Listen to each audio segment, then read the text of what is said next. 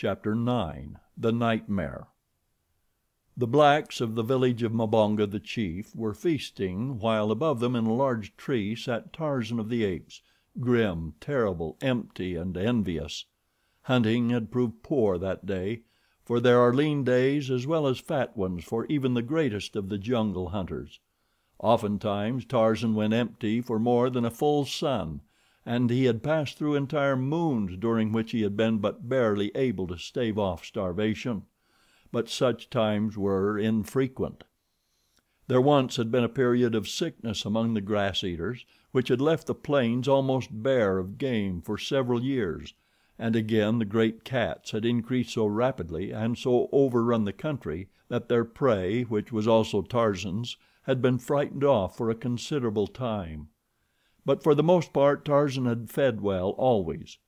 Today, though, he had gone empty, one misfortune following another as rapidly as he raised new quarry, so that now, as he sat perched in the tree above the feasting blacks, he experienced all the pangs of famine, and his hatred for his lifelong enemies waxed strong in his breast. It was tantalizing indeed to sit there hungry while these Gomangani filled themselves so full of food that their stomachs seemed almost upon the point of bursting, and with elephant steaks at that.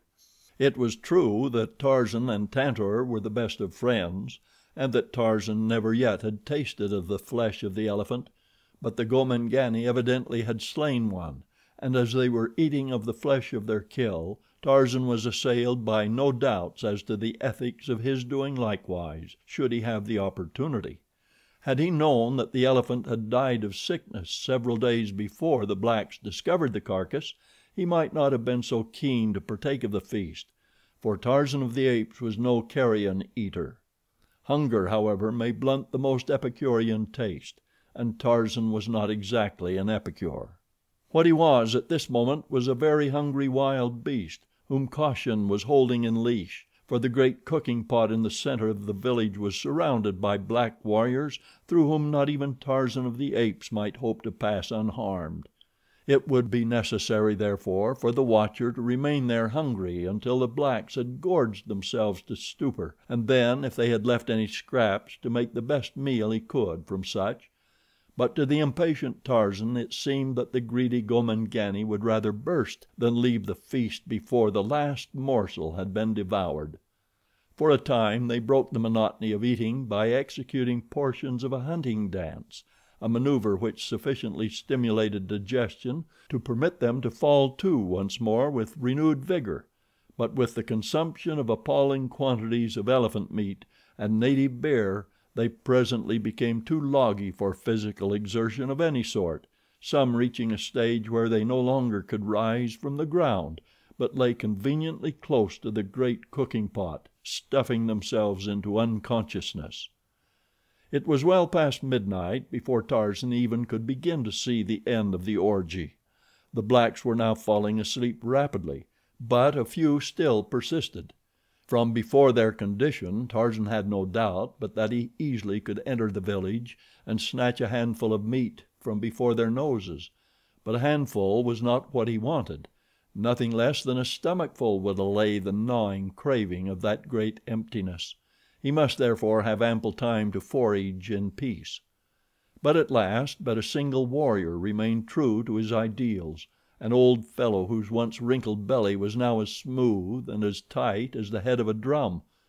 With evidences of great discomfort and even pain, he would crawl toward the pot and drag himself slowly to his knees, from which position he could reach into the receptacle and seize a piece of meat.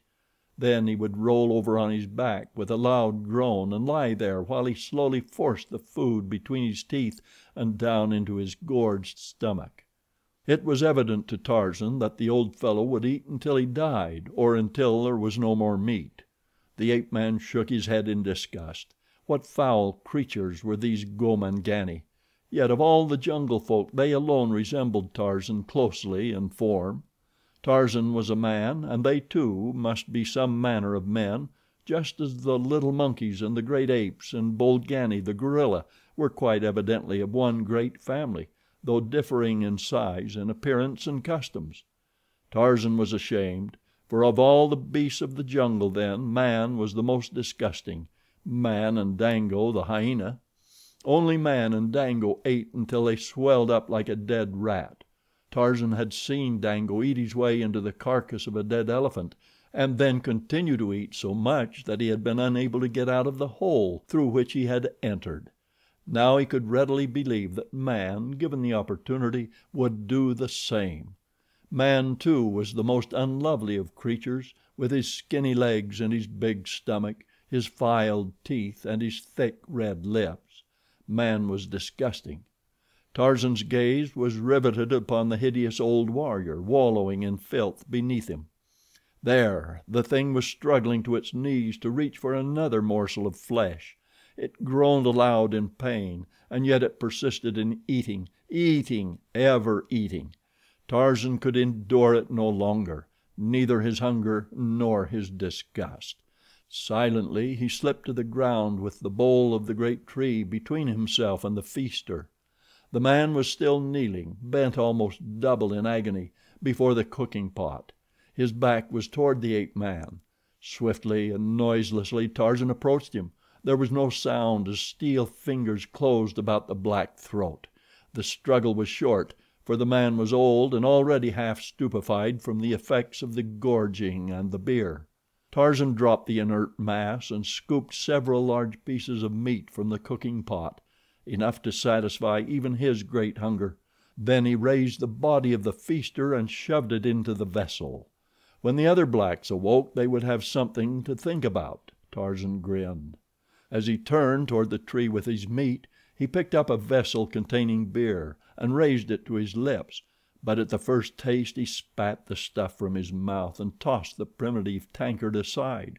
He was quite sure that even Dango would draw the line at such filthy tasting drink as that, and his contempt for man increased with the conviction. Tarzan swung off into the jungle some half mile or so before he paused to partake of his stolen food. He noticed that it gave forth a strange and unpleasant odor, but assumed that this was due to the fact that it had stood in a vessel of water above a fire. Tarzan was, of course, unaccustomed to cooked food. He did not like it, but he was very hungry and had eaten a considerable portion of his haul before it was really borne in upon him that the stuff was nauseating. It required far less than he had imagined it would to satisfy his appetite. Throwing the balance to the ground, he curled up in a convenient crotch and sought slumber. But slumber seemed difficult to woo. Ordinarily, Tarzan of the Apes was asleep as quickly as a dog after it curls itself upon a hearthrug before a roaring blaze; but tonight he squirmed and twisted, for at the pit of his stomach was a peculiar feeling that resembled nothing more closely than an attempt upon the part of the fragments of elephant meat reposing there to come out into the night and search for their elephant. But Tarzan was adamant. He gritted his teeth and held them back. He was not to be robbed of his meal after waiting so long to obtain it. He had succeeded in dozing when the roaring of a lion awoke him. He sat up to discover that it was broad daylight. Tarzan rubbed his eyes. Could it be that he had really slept? He did not feel particularly refreshed, as he should have after a good night's sleep. A noise attracted his attention, and he looked down to see a lion standing at the foot of the tree gazing hungrily at him. Tarzan made a face at the king of beasts, whereat Numa, greatly to the ape man's surprise, started to climb up into the branches toward him. Now never before had Tarzan seen a lion climb a tree, yet for some unaccountable reason he was not greatly surprised that this particular lion should do so.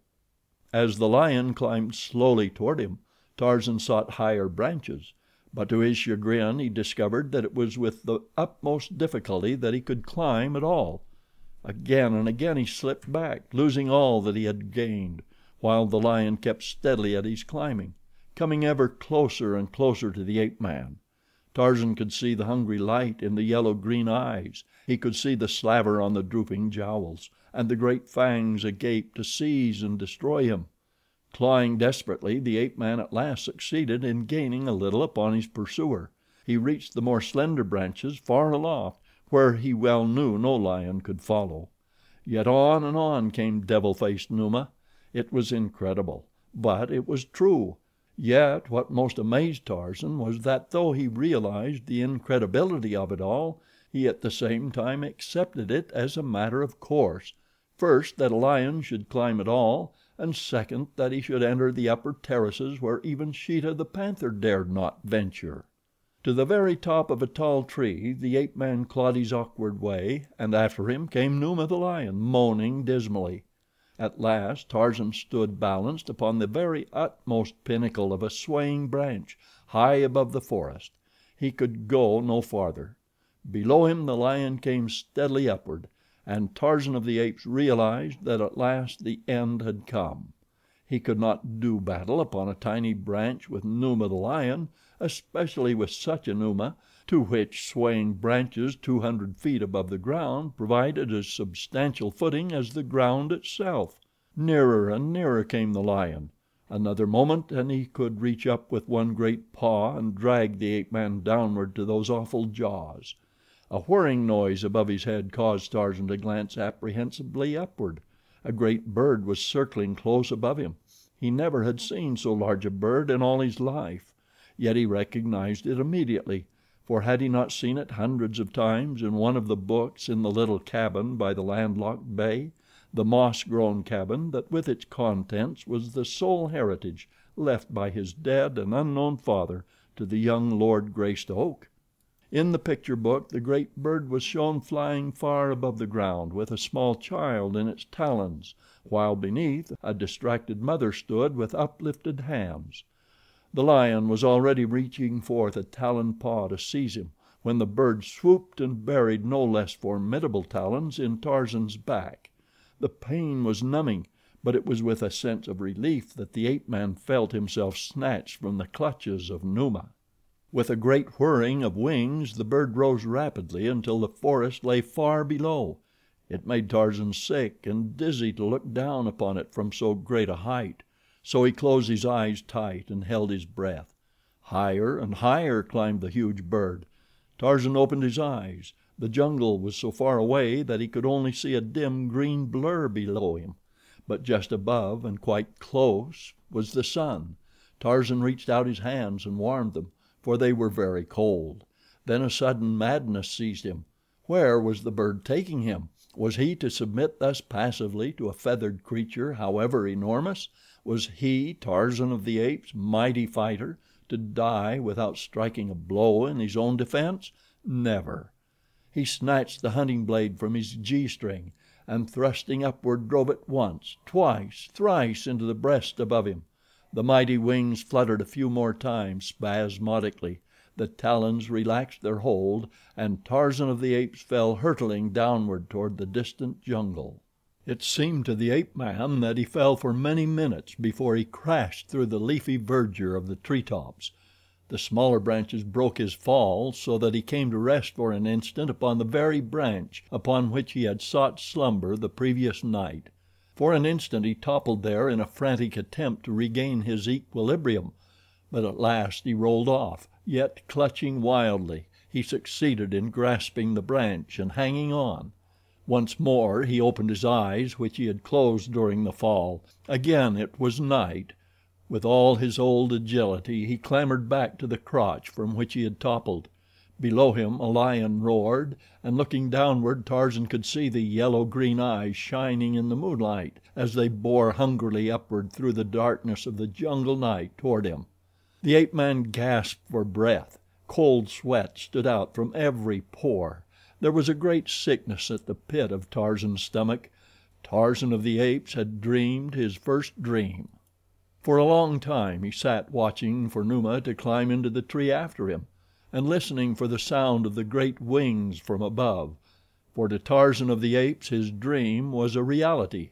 He could not believe what he had seen, and yet, having seen even these incredible things, he could not disbelieve the evidence of his own perceptions. Never in all his life had Tarzan's senses deceived him badly, and so naturally he had great faith in them. Each perception whichever had been transmitted to Tarzan's brain had been, with varying accuracy, a true perception. He could not conceive of the possibility of apparently having passed through such a weird adventure in which there was no grain of truth. That a stomach disordered by decayed elephant flesh, a lion roaring in the jungle, a picture book, and sleep could have so truly portrayed all the clear cut details of what he had seemingly experienced was quite beyond his knowledge. Yet he knew that Numa could not climb a tree. He knew that there existed in the jungle no such bird as he had seen, and he knew, too, that he could not have fallen a tiny fraction of the distance he had hurtled downward and lived.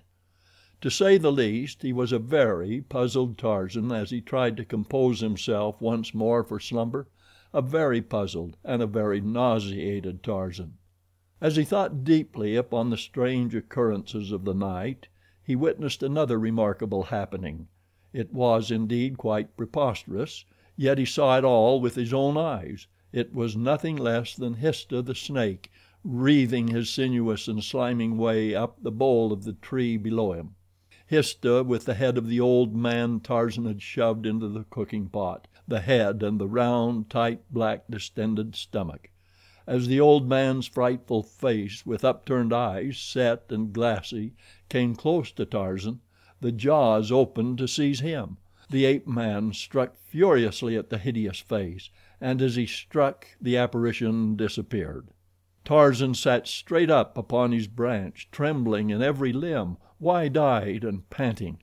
He looked all around him with his keen, jungle-trained eyes, but he saw naught of the old man with the body of Histah, the snake, but on his naked thigh the ape man saw a caterpillar drop from a branch above him.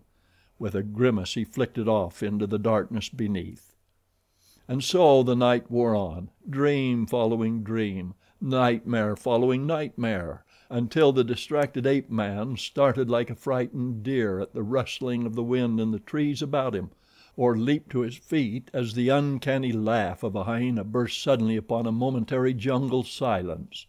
But at last the tardy morning broke, and a sick and feverish Tarzan wound sluggishly through the dank and gloomy mazes of the forest in search of water.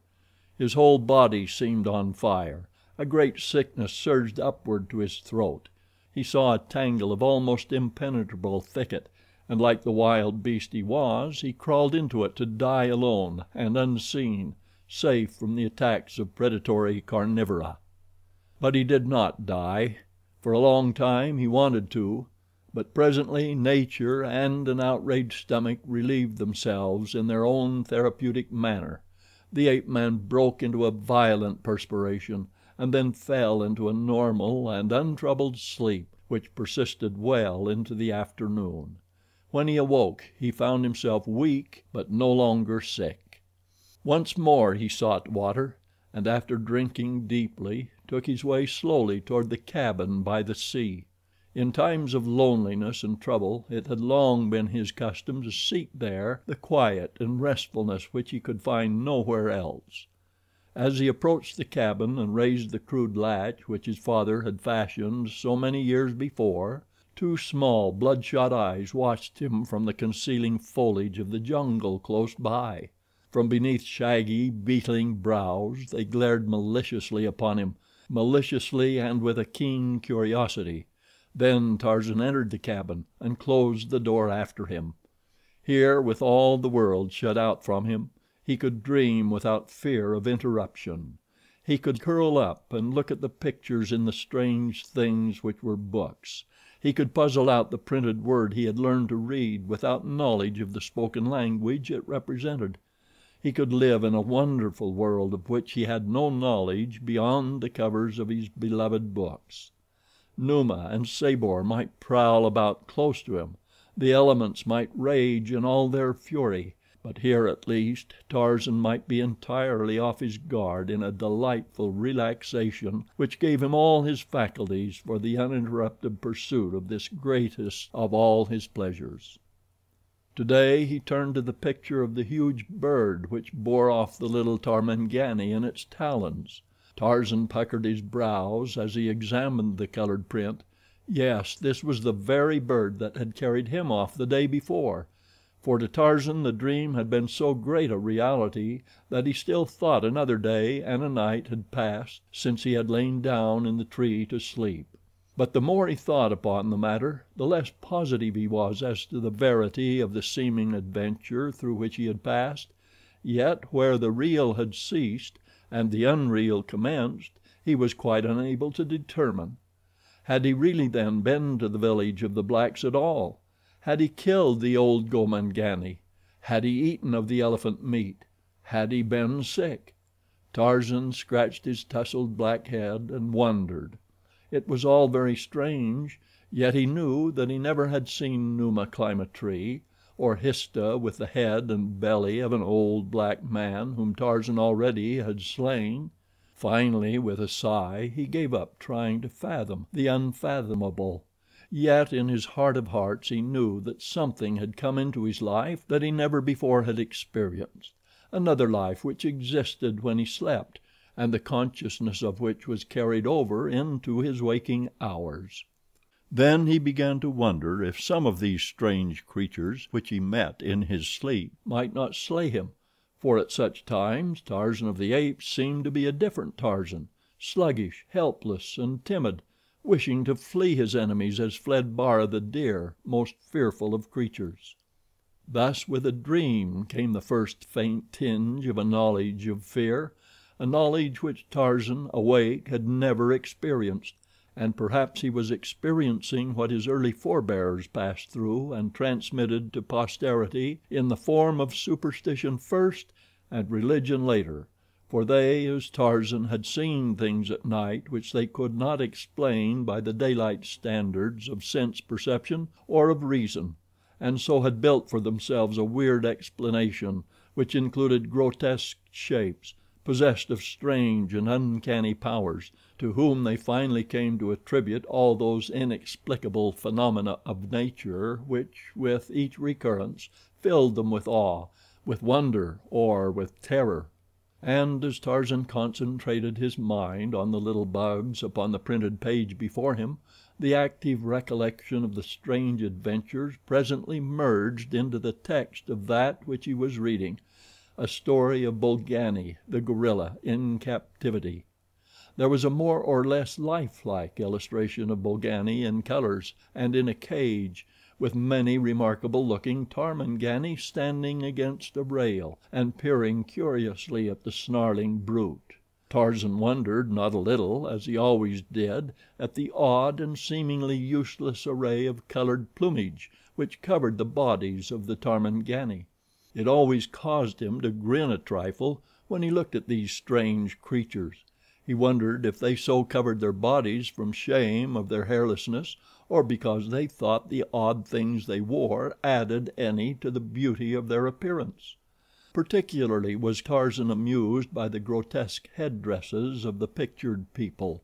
He wondered how some of the shes succeeded in balancing theirs in an upright position, and he came as near to laughing aloud as he ever had, as he contemplated the funny little round things upon the heads of the hes. Slowly the ape man picked out the meaning of the various combinations of letters on the printed page, and as he read, the little bugs, for as such he always thought of the letters, commenced to run about in a most confusing manner, blurring his vision and befuddling his thoughts. Twice he brushed the back of a hand smartly across his eyes, but only for a moment could he bring the bugs back to coherent and intelligible form. He had slept ill the night before, and now he was exhausted from loss of sleep, from sickness, and from the slight fever he had had, so that it became more and more difficult to fix his attention or to keep his eyes open. Tarzan realized that he was falling asleep, and just as the realization was borne in upon him, and he had decided to relinquish himself to an inclination which had assumed almost the proportions of a physical pain, he was aroused by the opening of the cabin door. Turning quickly toward the interruption, Tarzan was amazed for a moment to see bulking large in the doorway the huge and hairy form of Bolgani, the gorilla. Now there was scarcely a denizen of the great jungle with whom Tarzan would rather not have been cooped up inside the small cabin than Bolgani, the gorilla, yet he felt no fear. even though his quick eye noted that Bolgani was in the throes of that jungle madness which seizes upon so many of the fiercer males. Ordinarily the huge gorillas avoid conflict, hide themselves from the other jungle folk, and are generally the best of neighbors; but when they are attacked, or the madness seizes them, there is no jungle denizen so bold and fierce as to deliberately seek a quarrel with them. But for Tarzan there was no escape. Bolgani was glowering at him from red-rimmed, wicked eyes. In a moment he would rush in and seize the ape man. Tarzan reached for the hunting knife where he had lain it upon the table beside him, but as his fingers did not immediately locate the weapon, he turned a quick glance in search of it. As he did so, his eyes fell upon the book he had been looking at, which still lay open at the picture of Bolgani. Tarzan found his knife, but he merely fingered it idly and grinned in the direction of the advancing gorilla. Not again would he be fooled by empty things which came while he slept.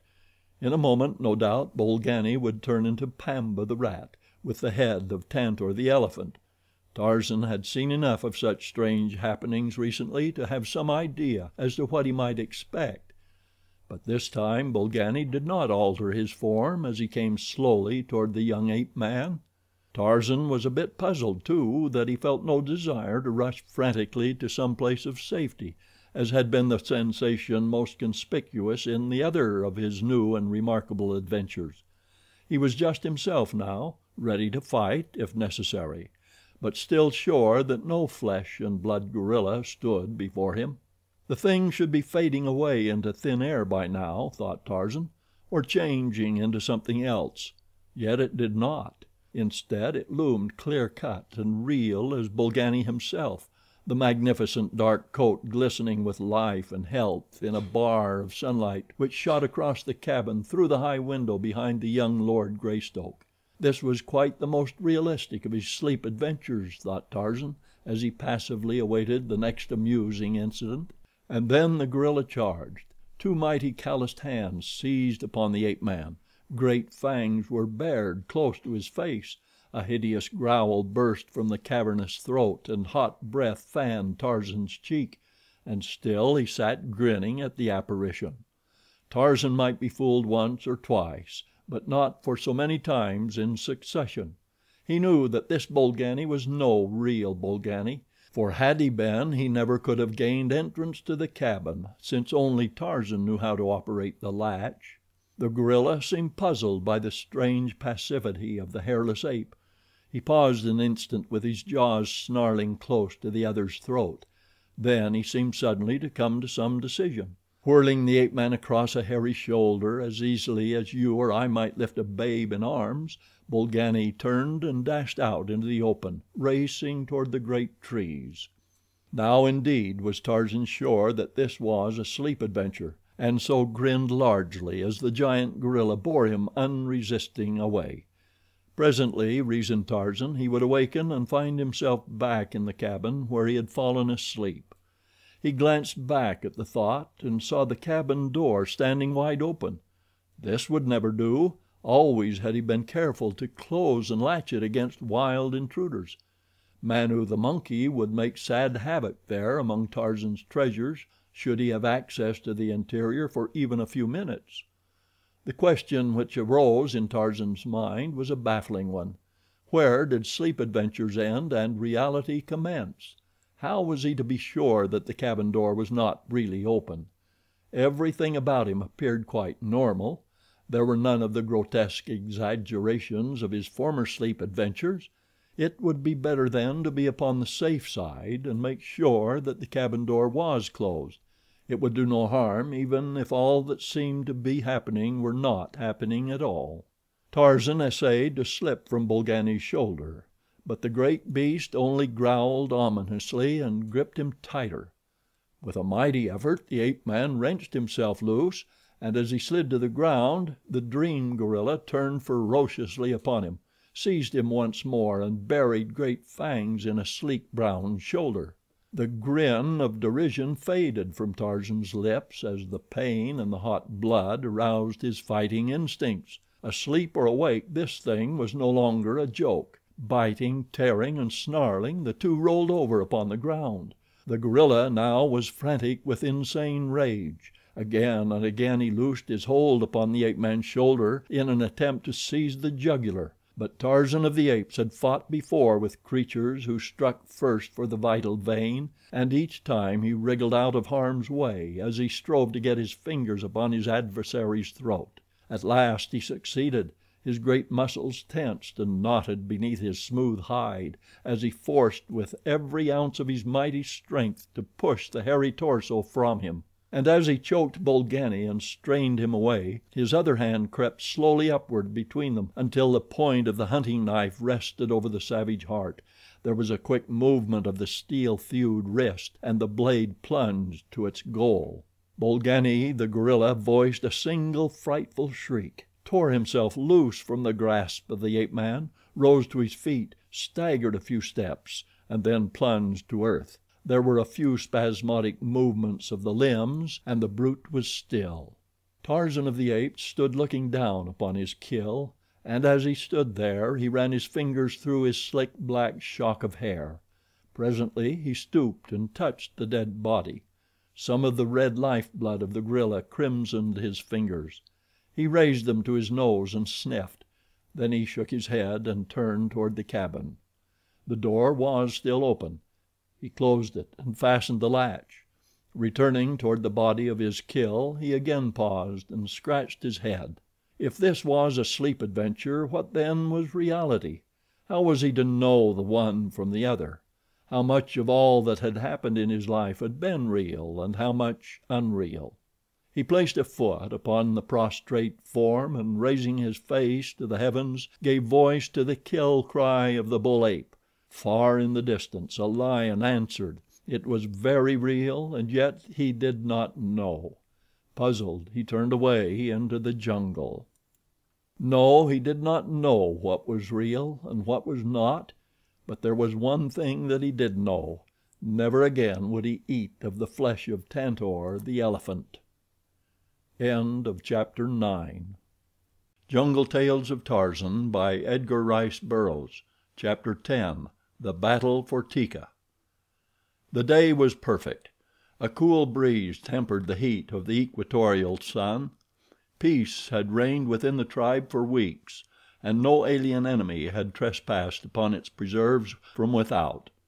To the ape mind, all this was sufficient evidence that the future would be identical with the immediate past, that utopia would persist. The sentinels, now from habit become a fixed tribal custom, either relaxed their vigilance or entirely deserted their posts as the whim seized them. The tribe was far scattered in search of food. Thus may peace and prosperity undermine the safety of the most primitive community, even as it does that of the most cultured. Even the individuals became less watchful and alert, so that one might have thought Numa and Sabor and Sheeta entirely deleted from the scheme of things.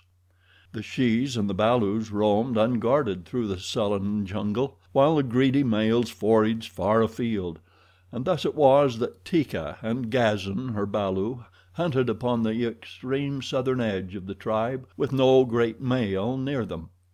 Still farther south there moved through the forest a sinister figure, a huge bull ape, maddened by solitude and defeat. A week before he had contended for the kingship of a tribe far distant, and now, battered and still sore, he roamed the wilderness an outcast.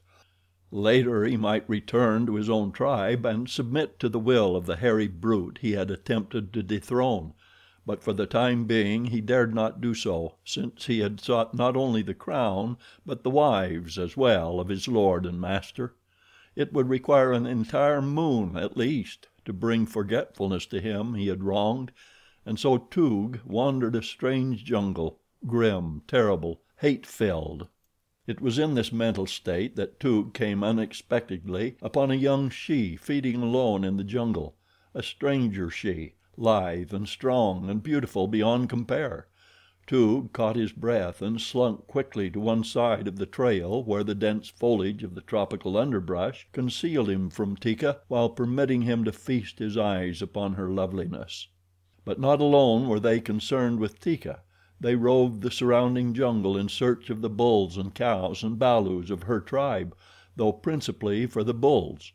When one covets a she of an alien tribe, one must take into consideration the great, fierce, hairy guardians, who seldom wander far from their wards and who will fight a stranger to death in protection of the mate or offspring of a fellow, precisely as they would fight for their own.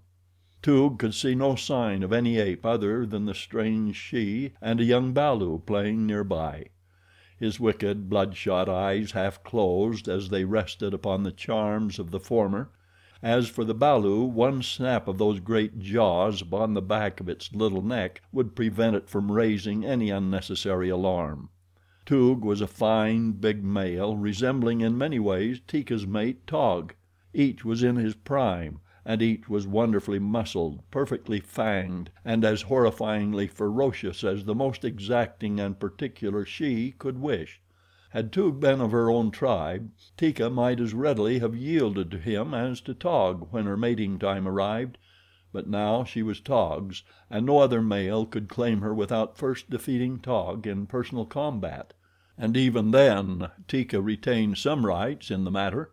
If she did not favor a correspondent, she could enter the lists with her rightful mate and do her part toward discouraging his advances, a part, too, which would prove no mean assistance to her lord and master, for Teeka, even though her fangs were smaller than a male's, could use them to excellent effect. Just now Teeka was occupied in a fascinating search for beetles, to the exclusion of all else. She did not realize how far she and Gazan had become separated from the balance of the tribe, nor were her defensive senses upon the alert as they should have been. Months of immunity from danger under the protecting watchfulness of the sentries, which Tarzan had taught the tribe to post, had lulled them all into a sense of peaceful security based on that fallacy which has wrecked many enlightened communities in the past and will continue to wreck others in the future, that because they have not been attacked they never will be. Toog, having satisfied himself that only the she and her balu were in the immediate vicinity, crept stealthily forward. Teeka's back was toward him when he finally rushed upon her, but her senses were at last awakened to the presence of danger, and she wheeled to face the strange bull just before he reached her. Toog halted a few paces from her. His anger had fled before the seductive feminine charms of the stranger. He made conciliatory noises, a species of clucking sound with his broad, flat lips, that were, too, not greatly dissimilar to that which might be produced in an osculatory solo. But Teeka only bared her fangs and growled. Little Gazan started to run toward his mother, but she warned him away with a quick "Kreeg," telling him to run high into a tall tree. Evidently Teeka was not favorably impressed by her new suitor. Toog realized this and altered his methods accordingly. He swelled his giant chest, beat upon it with his calloused knuckles, and swaggered to and fro before her. "I am Toog," he boasted. "Look at my fighting fangs. Look at my great arms and my mighty legs. With one bite I can slay your biggest bull. Alone I have slain Sheeta. I am Toog. Toog wants you." Then he waited for the effect, nor did he have long to wait. Teeka turned with a swiftness which belied her great weight and bolted in the opposite direction. Toog, with an angry growl, leaped in pursuit, but the smaller, lighter female was too fleet for him. He chased her for a few yards and then, foaming and barking, he halted and beat upon the ground with his hard fists. From the tree above him little Gazan looked down and witnessed the stranger bull's discomfiture. Being young and thinking himself safe above the reach of the heavy male, Gazan screamed an ill-timed insult at their tormentor. Toog looked up. Teeka had halted at a little distance. She would not go far from her balu. That Toog quickly realized and as quickly determined to take advantage of. He saw that the tree in which the young ape squatted was isolated and that Gazan could not reach another without coming to earth. He would obtain the mother through her love for her young. He swung himself into the lower branches of the tree. Little Gazan ceased to insult him. His expression of deviltry changed to one of apprehension, which was quickly followed by fear as Toog commenced to ascend toward him. Teeka screamed to Gazan to climb higher, and the little fellow scampered upward among the tiny branches which would not support the weight of the great bull; but nevertheless Toog kept on climbing. Teeka was not fearful. She knew that he could not ascend far enough to reach Gazan, so she sat at a little distance from the tree and applied jungle opprobrium to him. Being a female, she was a past master of the art. But she did not know the malevolent cunning of Toog's little brain. She took it for granted that the bull would climb as high as he could toward Gazan, and then, finding that he could not reach him, resume his pursuit of her, which she knew would prove equally fruitless. So sure was she of the safety of her balu and her own ability to take care of herself that she did not voice the cry for help which would soon have brought the other members of the tribe flocking to her side. Toog slowly reached the limit to which he dared risk his great weight to the slender branches. Gazan was still 15 feet above him. The bull braced himself and seized the main branch in his powerful hands. Then he commenced shaking it vigorously. Teeka was appalled. Instantly she realized what the bull proposed. Gazan clung far out upon a swaying limb. At the first shake he lost his balance, though he did not quite fall, clinging still with his 4 hands. But Toog redoubled his efforts. The shaking produced a violent snapping of the limb to which the young ape clung. Teeka saw all too plainly what the outcome must be, and forgetting her own danger in the depth of her mother love, rushed forward to ascend the tree and give battle to the fearsome creature that menaced the life of her little one. But before ever she reached the bole, Toog had succeeded, by violent shaking of the branch, to loosen Gazan's hold. With a cry the little fellow plunged down through the foliage, clutching futilely for a new hold, and alighted with a sickening thud at his mother's feet, where he lay silent and motionless. Moaning, Teeka stooped to lift the still form in her arms, but at the same instant Toog was upon her. Struggling and biting, she fought to free herself, but the giant muscles of the great bull were too much for her lesser strength. Toog struck and choked her repeatedly until finally, half unconscious, she lapsed into quasi-submission. Then the bull lifted her to his shoulder and turned back to the trail toward the south from whence he had come. Upon the ground lay the quiet form of little Gazan. He did not moan. He did not move. The sun rose slowly toward meridian. A mangy thing, lifting its nose to scent the jungle breeze, crept through the underbrush. It was Dango, the hyena. Presently its ugly muzzle broke through some nearby foliage, and its cruel eyes fastened upon Gazan. Early that morning Tarzan of the Apes had gone to the cabin by the sea, where he passed many an hour at such times as the tribe was ranging in the vicinity. On the floor lay the skeleton of a man. All that remained of the former Lord Greystoke lay as it had fallen some 20 years before, when Kerchak, the great ape, had thrown it lifeless there. Long since had the termites and the small rodents picked clean the sturdy English bones. For years Tarzan had seen it lying there, giving it no more attention than he gave the countless thousand bones that strewed his jungle haunts. On the bed another, smaller skeleton reposed, and the youth ignored it as he ignored the other. How could he know that the one had been his father, the other his mother? The little pile of bones in the rude cradle, fashioned with such loving care by the former Lord Greystoke, meant nothing to him. That one day that little skull was to help prove his right to a proud title was as far beyond his ken as the satellites of the sons of Orion. To Tarzan they were bones, just bones. He did not need them, for there was no meat left upon them, and they were not in his way, for he knew no necessity for a bed, and the skeleton upon the floor he easily could step over. Today he was restless. He turned the pages first of one book and then of another. He glanced at pictures which he knew by heart and tossed the books aside. He rummaged for the 1000th time in the cupboard.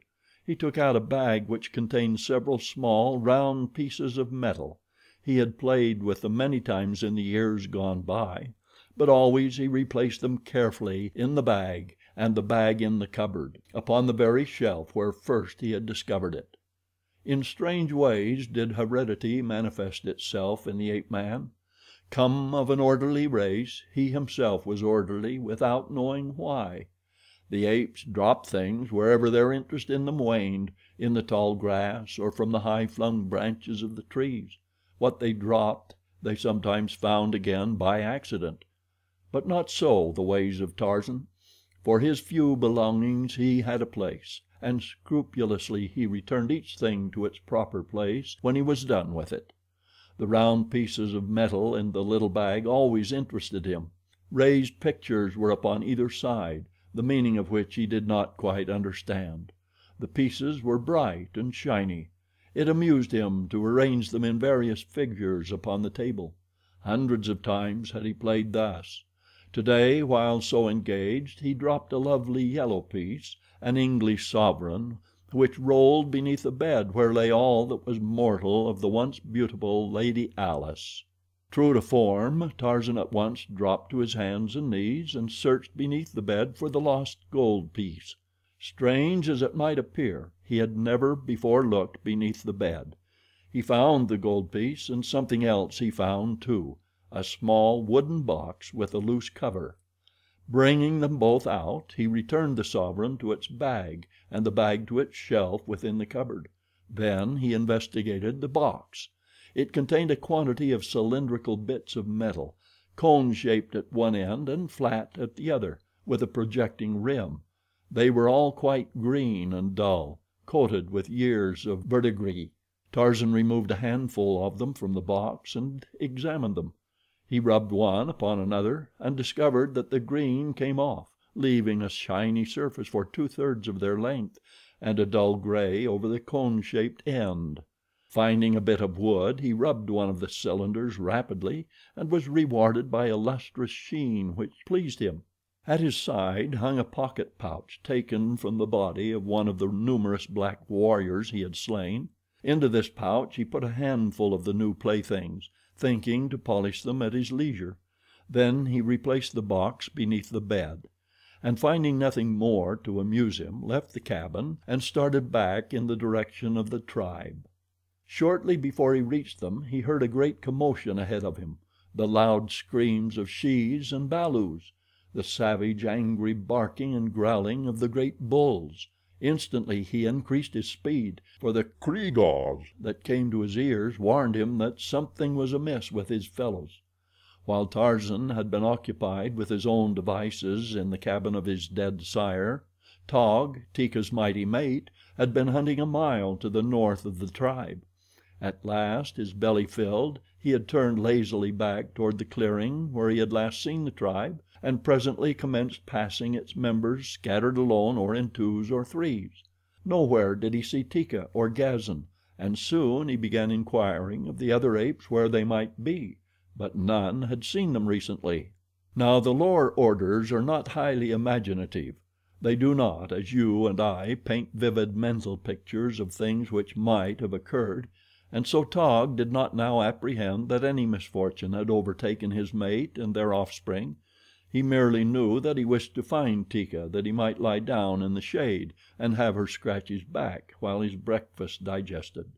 But though he called to her and searched for her and asked each whom he met, he could find no trace of Teeka, nor of Gazan either. He was beginning to become peeved, and had about made up his mind to chastise Teeka for wandering so far afield when he wanted her. He was moving south along a game trail, his calloused soles and knuckles giving forth no sound, when he came upon Dango at the opposite side of a small clearing. The eater of carrion did not see Taug, for all his eyes were for something which lay in the grass beneath a tree, something upon which he was sneaking with the cautious stealth of his breed. Taug, always cautious himself, as it behooves one to be who fares up and down the jungle and desires to survive, swung noiselessly into a tree, where he could have a better view of the clearing. He did not fear Dango, but he wanted to see what it was that Dango stalked. In a way, possibly, he was actuated as much by curiosity as by caution. And when Taug reached a place in the branches from which he could have an unobstructed view of the clearing, he saw Dango already sniffing at something directly beneath him, something which Taug instantly recognized as the lifeless form of his little Gazan. With a cry so frightful, so bestial, that it momentarily paralyzed the startled Dango, the great ape launched his mighty bulk upon the surprised hyena. With a cry and a snarl, Dango, crushed to earth, turned to tear at his assailant, but as effectively might a sparrow turn upon a hawk. Taug's great, gnarled fingers closed upon the hyena's throat and back, his jaws snapped once on the mangy neck, crushing the vertebrae, and then he hurled the dead body contemptuously aside. Again he raised his voice in the call of the bull ape to its mate, but there was no reply. Then he leaned down to sniff at the body of Gazan. In the breast of this savage, hideous beast there beat a heart which was moved, however slightly, by the same emotions of paternal love which affect us. Even had we no actual evidence of this, we must know it still, since only thus might be explained the survival of the human race, in which the jealousy and selfishness of the bulls would, in the earliest stages of the race, have wiped out the young as rapidly as they were brought into the world, had not God implanted in the savage bosom that paternal love which evidences itself most strongly in the protective instinct of the male. In Taug the protective instinct was not alone highly developed, but affection for his offspring as well, for Taug was an unusually intelligent specimen of these great manlike apes which the natives of the Gobi speak of in whispers, but which no white man ever had seen, or if seeing, lived to tell of until Tarzan of the Apes came among them. And so Taug felt sorrow as any other father might feel sorrow at the loss of a little child. To you, little Gazan might have seemed a hideous and repulsive creature, but to Taug and Teeka he was as beautiful and as cute as is your little Mary or Johnny or Elizabeth Ann to you. And he was their firstborn, their only balu, and a he, three things which might make a young ape the apple of any fond father's eye. For a moment Taug sniffed at the quiet little form.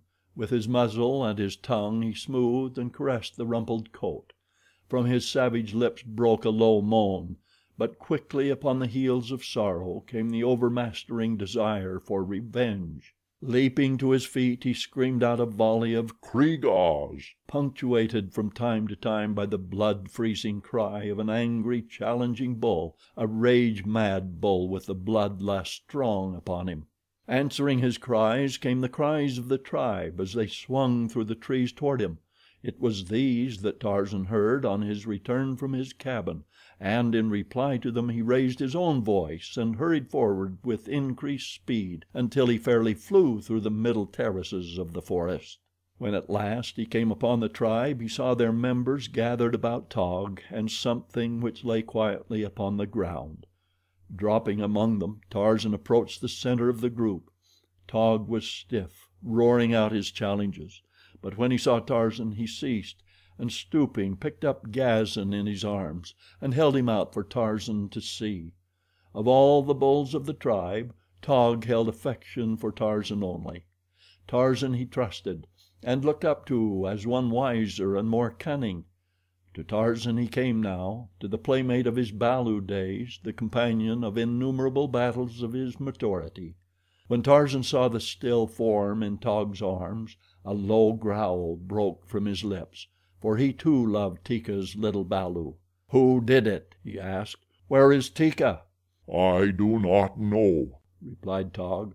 "I found him lying here with Dango about to feed upon him, but it was not Dango that did it. There are no fang marks upon him." Tarzan came closer and placed an ear against Gazan's breast. "He is not dead," he said. "Maybe he will not die." He pressed through the crowd of apes and circled once about them, examining the ground step by step. Suddenly he stopped, and placing his nose close to the earth, sniffed. Then he sprang to his feet, giving a peculiar cry. Taug and the others pressed forward, for the sound told them that the hunter had found the spoor of his quarry. "A stranger bull has been here," said Tarzan. "It was he that hurt Gazan. He has carried off Teeka." Taug and the other bulls commenced to roar and threaten, but they did nothing. Had the stranger bull been within sight they would have torn him to pieces, but it did not occur to them to follow him. "If the three bulls had been watching around the tribe this would not have happened," said Tarzan. "Such things will happen as long as you do not keep the three bulls watching for an enemy. The jungle is full of enemies, and yet you let your shes and your balus feed where they will, alone and unprotected. Tarzan goes now. He goes to find Teeka and bring her back to the tribe." The idea appealed to the other bulls. "We will all go," they cried. "No," said Tarzan, "you will not go. You cannot take shes and balus when we go out to hunt and fight. You must remain to guard them, or you will lose them all." They scratched their heads. The wisdom of his advice was dawning upon them, but at first they had been carried away by the new idea, the idea of following up an enemy offender to wrest his prize from him and punish him. The community instinct was ingrained in their characters through ages of custom. They did not know why they had not thought to pursue and punish the offender. They could not know that it was because they had as yet not reached a mental plane which would permit them to work as individuals. In times of stress the community instinct sent them huddling into a compact herd where the great bulls, by the weight of their combined strength and ferocity, could best protect them from an enemy. The idea of separating to do battle with a foe had not yet occurred to them. It was too foreign to custom, too inimical to community interests, but to Tarzan it was the first and most natural thought. His senses told him that there was but a single bull connected with the attack upon Teeka and Gazan. A single enemy did not require the entire tribe for his punishment. Two swift bulls could quickly overhaul him and rescue Teeka. In the past no one ever had thought to go forth in search of the shes that were occasionally stolen from the tribe. If Numa, Sabor, Sheeta, or a wandering bull ape from another tribe chanced to carry off a maid or a matron while no one was looking, that was the end of it. She was gone, that was all. The bereaved husband, if the victim chanced to have been mated, growled around for a day or two and then, if he were strong enough, took another mate within the tribe, and if not, wandered far into the jungle on the chance of stealing one from another community. In the past Tarzan of the Apes had condoned this practice for the reason that he had had no interest in those who had been stolen; but Teeka had been his first love, and Teeka's balu held a place in his heart such as a balu of his own would have held. Just once before had Tarzan wished to follow and revenge. That had been years before, when Kulonga, the son of Mbonga the chief, had slain Kala. Then, single-handed, Tarzan had pursued and avenged.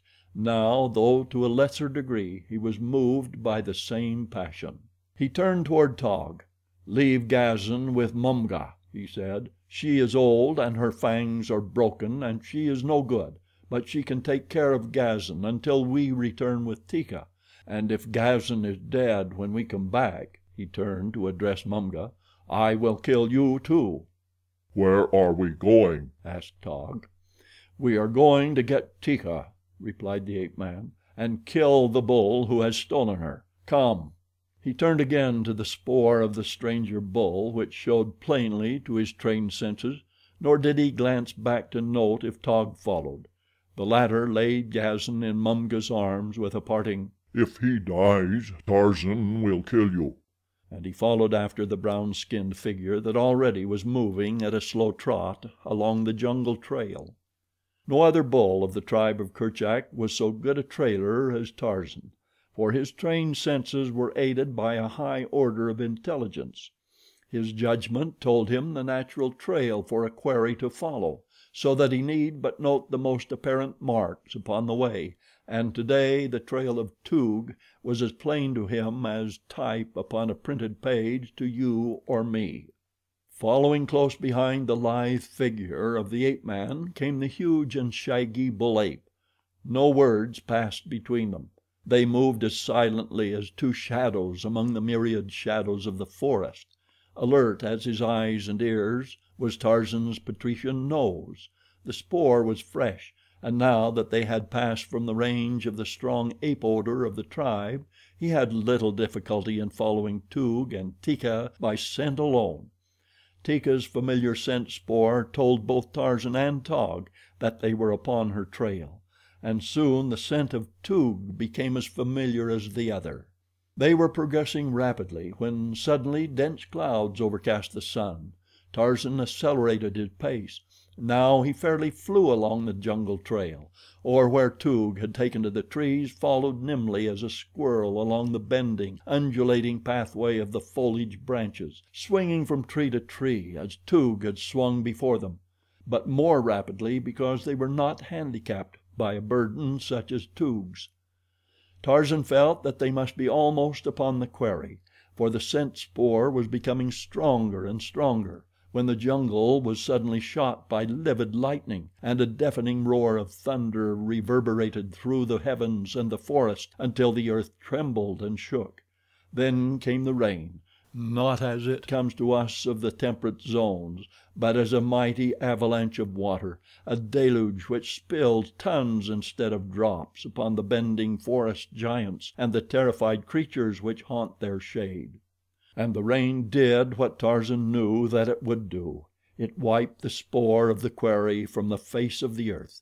For a half hour the torrents fell, then the sun burst forth, jeweling the forest with a million scintillant gems. But today the ape man, usually alert to the changing wonders of the jungle, saw them not. Only the fact that the spoor of Teeka and her abductor was obliterated found lodgment in his thoughts. Even among the branches of the trees there are well-worn trails, just as there are trails upon the surface of the ground, but in the trees they branch and cross more often, since the way is more open than among the dense undergrowth at the surface. Along one of these well-marked trails Tarzan and Taug continued after the rain had ceased, because the ape man knew that this was the most logical path for the thief to follow.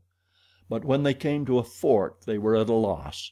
Here they halted while Tarzan examined every branch and leaf which might have been touched by the fleeing ape. He sniffed the bole of the tree, and with his keen eyes he sought to find upon the bark some sign of the way the quarry had taken. It was slow work, and all the time Tarzan knew the bull of the alien tribe was forging steadily away from them, gaining precious minutes that might carry him to safety before they could catch up with him. First along one fork he went, and then another, applying every test that his wonderful jungle craft was cognizant of, but again and again he was baffled, for the scent had been washed away by the heavy downpour in every exposed place. For a half hour Tarzan and Taug searched, until at last, upon the bottom of a broad leaf, Tarzan's keen nose caught the faint trace of the scent spoor of Toog, where the leaf had brushed a hairy shoulder as the great ape passed through the foliage. Once again the two took up the trail, but it was slow work now, and there were many discouraging delays when the spoor seemed lost beyond recovery. To you or me there would have been no spoor, even before the coming of the rain, except possibly where Toog had come to earth and followed a game trail. In such places the imprint of a huge hand-like foot and the knuckles of one great hand were sometimes plain enough for an ordinary mortal to read. Tarzan knew from these and other indications that the ape was yet carrying Teeka. The depth of the imprint of his feet indicated a much greater weight than that of any of the larger bulls, for they were made under the combined weight of Toog and Teeka, while the fact that the knuckles of but one hand touched the ground at any time showed that the other hand was occupied in some other business, the business of holding the prisoner to a hairy shoulder. Tarzan could follow in sheltered places the changing of the burden from one shoulder to another, as indicated by the deepening of the foot imprint upon the side of the load, and the changing of the knuckle imprints from one side of the trail to the other. There were stretches along the surface paths where the ape had gone for considerable distances entirely erect upon his hind feet, walking as a man walks, but the same might have been true of any of the great anthropoids of the same species, for, unlike the chimpanzee and the gorilla, they walk without the aid of their hands quite as readily as with. It was such things, however, which helped to identify to Tarzan and to Taug the appearance of the abductor, and with his individual scent characteristic already indelibly impressed upon their memories, they were in a far better position to know him when they came upon him, even should he have disposed of Teeka before, than is a modern sleuth with his photographs and Bertillon measurements equipped to recognize a fugitive from civilized justice. But with all their high strung and delicately attuned perceptive faculties, the two bulls of the tribe of Kerchak were often sore pressed to follow the trail at all, and at best were so delayed that in the afternoon of the second day they still had not overhauled the fugitive. The scent was now strong, for it had been made since the rain, and Tarzan knew that it would not be long before they came upon the thief and his loot. Above them, as they crept stealthily forward, chattered Manu, the monkey, and his 1,000 fellows. Squawked and screamed the brazen-throated birds of plumage. Buzzed and hummed the countless insects amid the rustling of the forest leaves, and as they passed, a little gray beard, squeaking and scolding upon a swaying branch, looked down and saw them. Instantly the scolding and squeaking ceased, and off tore the long-tailed mite as though Sheeta, the panther, had been endowed with wings and was in close pursuit of him. To all appearances he was only a very much frightened little monkey, fleeing for his life. There seemed nothing sinister about him. And what of Teeka during all this time? Was she at last resigned to her fate, and accompanying her new mate in the proper humility of a loving and tractable spouse? A single glance at the pair would have answered these questions to the utter satisfaction of the most captious. She was torn and bleeding from many wounds inflicted by the sullen Toog in his vain efforts to subdue her to his will. And Toog, too, was disfigured and mutilated, but with stubborn ferocity he still clung to his now useless prize. On through the jungle he forced his way in the direction of the stamping ground of his tribe. He hoped that his king would have forgotten his treason, but if not, he was still resigned to his fate. Any fate would be better than suffering longer the sole companionship of this frightful she, and then, too, he wished to exhibit his captive to his fellows. Maybe he could wish her on the king. It is possible that such a thought urged him on. At last they came upon two bulls feeding in a park-like grove. A beautiful grove dotted with huge boulders half embedded in the rich loam, mute monuments possibly to a forgotten age when mighty glaciers rolled their slow course where now a torrid sun beats down upon a tropic jungle. The two bulls looked up, bearing long fighting fangs, as Toog appeared in the distance. The latter recognized the two as friends.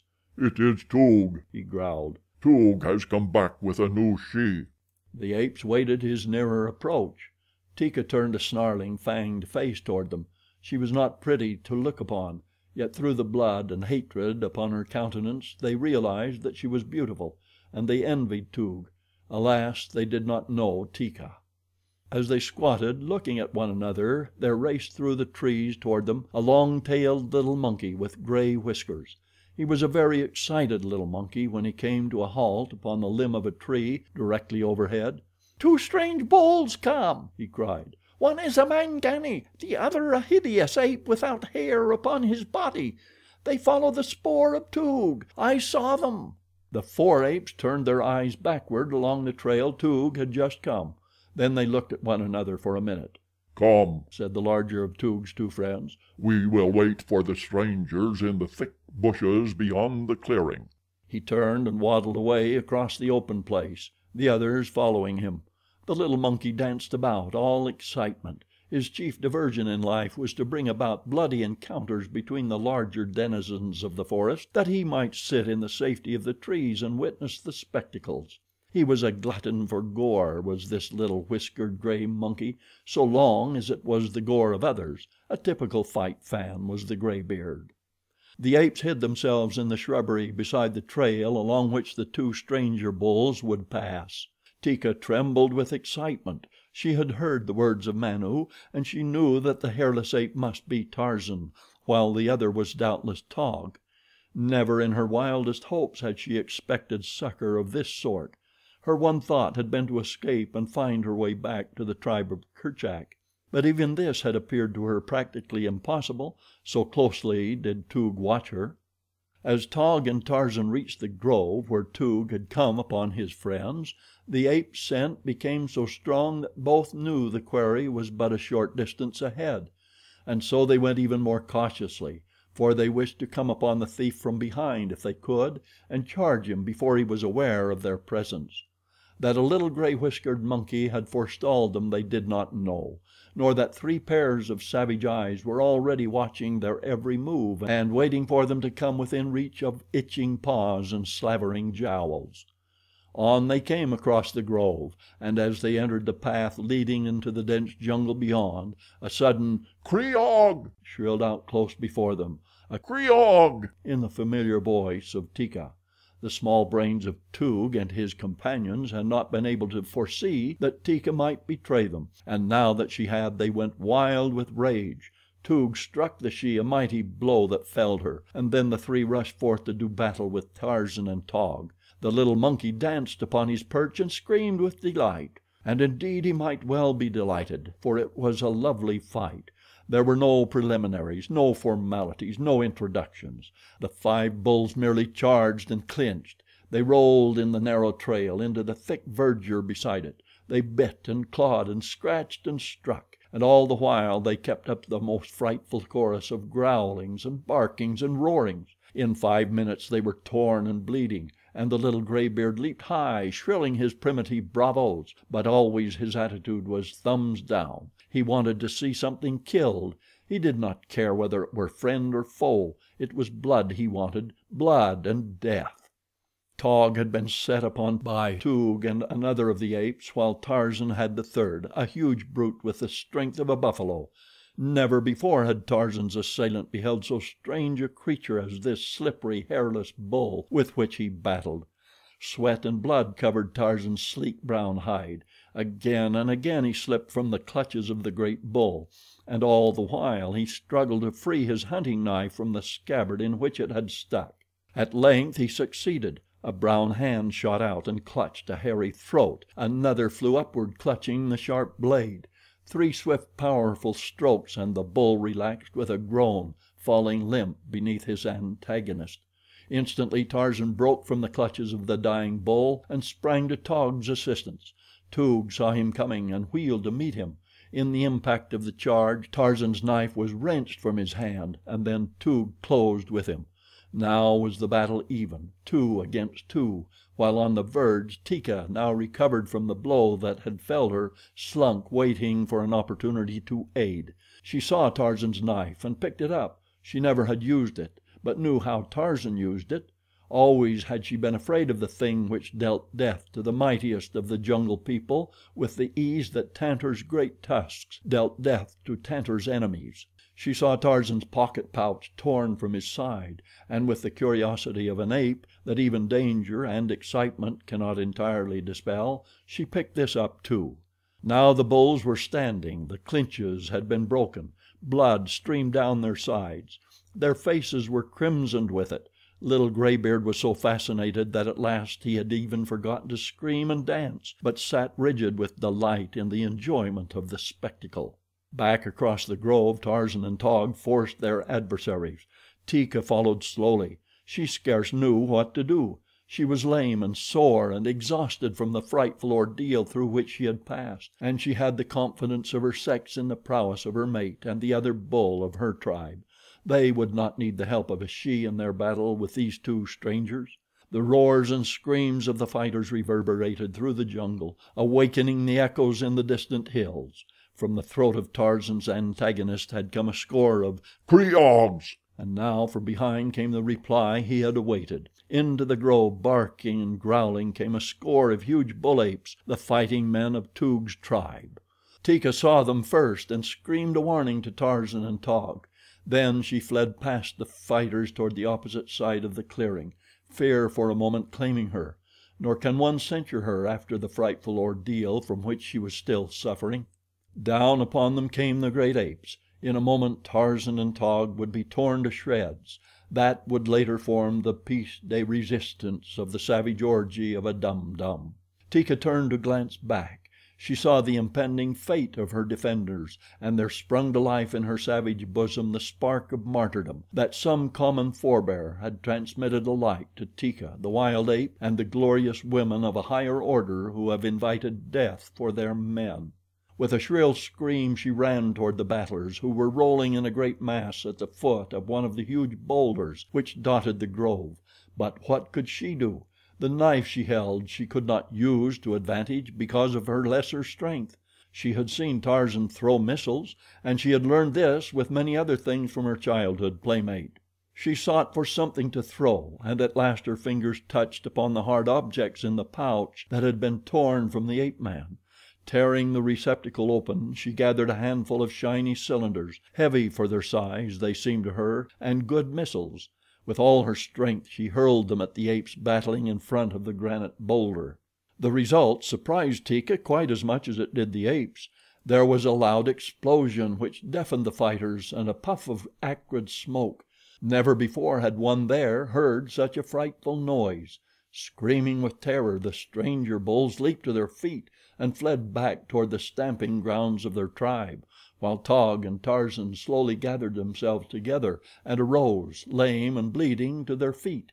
They too would have fled had they not seen Teeka standing there before them, the knife and the pocket pouch in her hands. "What was it?" asked Tarzan. Teeka shook her head. "I hurled these things at the stranger bulls," and she held forth another handful of the shiny metal cylinders with the dull gray, cone-shaped ends. Tarzan looked at them and scratched his head. "What are they?" asked Taug. "I do not know," said Tarzan. "I found them." The little monkey with the gray beard halted among the trees a mile away and huddled, terrified, against a branch. He did not know that the dead father of Tarzan of the Apes, reaching back out of the past across a span of 20 years, had saved his son's life. Nor did Tarzan, Lord Greystoke, know it either. End of chapter 10. Jungle Tales of Tarzan by Edgar Rice Burroughs. Chapter 11. A Jungle Joke. Time seldom hung heavily upon Tarzan's hands. Even when there is sameness there cannot be monotony if most of the sameness consists in dodging death first in one form and then in another, or in inflicting death upon others. There is a spice to such an existence, but even this Tarzan of the Apes varied in activities of his own invention. He was full grown now, with the grace of a Greek god and the thews of a bull, and by all the tenets of apedom should have been sullen, morose, and brooding. But he was not. His spirits seemed not to age at all. He was still a playful child, much to the discomfiture of his fellow apes. They could not understand him or his ways, for with maturity they quickly forgot their youth and its pastimes. Nor could Tarzan quite understand them. It seemed strange to him that a few moons since he had roped Taug about an ankle and dragged him, screaming, through the tall jungle grasses, and then rolled and tumbled in good-natured mimic battle when the young ape had freed himself, and that today, when he had come up behind the same Taug and pulled him over backward upon the turf, instead of the playful young ape, a great snarling beast had whirled and leaped for his throat. Easily Tarzan eluded the charge, and quickly Taug's anger vanished, though it was not replaced with playfulness. Yet the ape man realized that Taug was not amused, nor was he amusing. The big bull seemed to have lost whatever sense of humor he once may have possessed. With a grunt of disappointment, young Lord Greystoke turned to other fields of endeavor. A strand of black hair fell across one eye. He brushed it aside with the palm of a hand and a toss of his head. It suggested something to do, so he sought his quiver, which lay cached in the hollow bole of a lightning-riven tree. Removing the arrows, he turned the quiver upside down, emptying upon the ground the contents of its bottom, his few treasures. Among them was a flat bit of stone and a shell which he had picked up from the beach near his father's cabin. With great care he rubbed the edge of the shell back and forth upon the flat stone until the soft edge was quite fine and sharp. He worked much as a barber does who hones a razor, and with every evidence of similar practice; but his proficiency was the result of years of painstaking effort. Unaided, he had worked out a method of his own for putting an edge upon the shell. He even tested it with the ball of his thumb, and when it met with his approval he grasped a wisp of hair which fell across his eyes, grasped it between the thumb and first finger of his left hand, and sawed upon it with the sharpened shell until it was severed. All around his head he went until his black shock was rudely bobbed with a ragged bang in front. For the appearance of it he cared nothing, but in the matter of safety and comfort it meant everything. A lock of hair falling in one's eyes at the wrong moment might mean all the difference between life and death, while straggly strands hanging down one's back were most uncomfortable, especially when wet with dew or rain or perspiration. As Tarzan labored at his tonsorial task, his active mind was busy with many things. He recalled his recent battle with Bolgani, the gorilla, the wounds of which were but just healed. He pondered the strange sleep adventures of his first dreams, and he smiled at the painful outcome of his last practical joke upon the tribe when, dressed in the hide of Numa, the lion, he had come roaring upon them only to be leaped upon and almost killed by the great bulls whom he had taught how to defend themselves from an attack of their ancient enemy. His hair lopped off to his entire satisfaction, and seeing no possibility of pleasure in the company of the tribe, Tarzan swung leisurely into the trees and set off in the direction of his cabin. But when part way there his attention was attracted by a strong scent spoor coming from the north. It was the scent of the Gomangani. Curiosity, that best developed common heritage of man and ape, always prompted Tarzan to investigate where the Gomangani were concerned. There was that about them which aroused his imagination. Possibly it was because of the diversity of their activities and interests. The apes lived to eat and sleep and propagate. The same was true of all the other denizens of the jungle, save the Gomangani. These black fellows danced and sang, scratched around in the earth from which they had cleared the trees and underbrush. They watched things grow, and when they had ripened they cut them down and put them in straw-thatched huts. They made bows and spears and arrows, poison, cooking pots, things of metal to wear around their arms and legs. If it hadn't been for their black faces, their hideously disfigured features, and the fact that one of them had slain Kala, Tarzan might have wished to be one of them. At least he sometimes thought so, but always at the thought there rose within him a strange revulsion of feeling which he could not interpret or understand. He simply knew that he hated the Gomangani, and that he would rather be Histah, the snake, than one of these. But their ways were interesting, and Tarzan never tired of spying upon them, and from them he learned much more than he realized, though always his principal thought was of some new way in which he could render their lives miserable.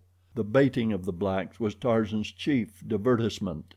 Tarzan realized now that the blacks were very near, and that there were many of them, so he went silently and with great caution.